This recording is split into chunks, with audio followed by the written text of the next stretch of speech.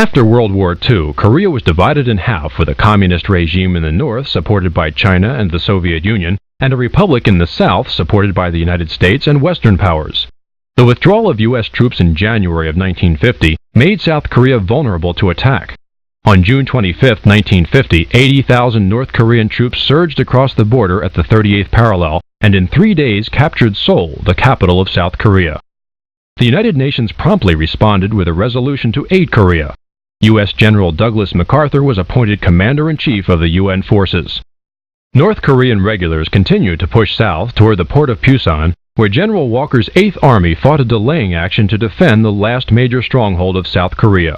By August 5th, UN troops and the obstacle of the Naktong River halted their advance.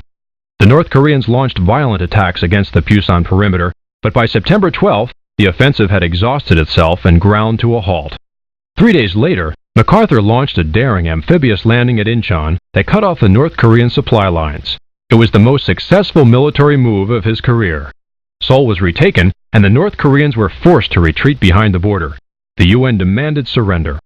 Determined to eliminate future aggression, UN forces crossed the 38th parallel on October 7th. As MacArthur advanced steadily north, the Chinese warned of possible intervention, beginning secret preparations for an offensive. Less than 2 weeks after crossing the border, UN troops captured the North Korean capital Pyongyang. UN forces were moving swiftly. As the end of October approached, a South Korean division reached the Yalu River, the border of China. The Chinese responded quickly. By November 1st, 180,000 troops had moved south across the Yalu. MacArthur launched a counteroffensive which reached its northernmost position on November 24th. The Chinese took Chosin Reservoir and with their superior numbers pushed the UN forces into retreat. December saw the Chinese advancing steadily south, crossing the 38th parallel to take Seoul once again. General Ridgway, new commander of the 8th Army, began another offensive. Named the Meat Grinder by frontline troops against heavy opposition, the offensive finally halted the Chinese advance.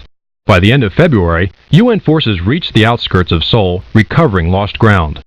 There were other struggles in the war. On April 11, 1951, President Harry S. Truman dismissed Douglas MacArthur for challenging his authority and publicly criticizing his policies and replaced him with General Ridgway. Later the same month, UN forces regained control of Seoul. The Chinese renewed the attack, putting an army of more than 450,000 against the UN with heavy casualties. But UN forces under the new command of General James Van Fleet outmaneuvered the Chinese and pushed them north. By late June, a stalemate developed as battle lines stabilized near the 38th parallel, the original border that had been crossed a year earlier. The war dragged on for another 2 years as negotiations for peace broke down repeatedly. When the issue of the return of prisoners of war was finally resolved, offering a choice of repatriation or defection, an armistice was concluded that ended the war on July 27, 1953.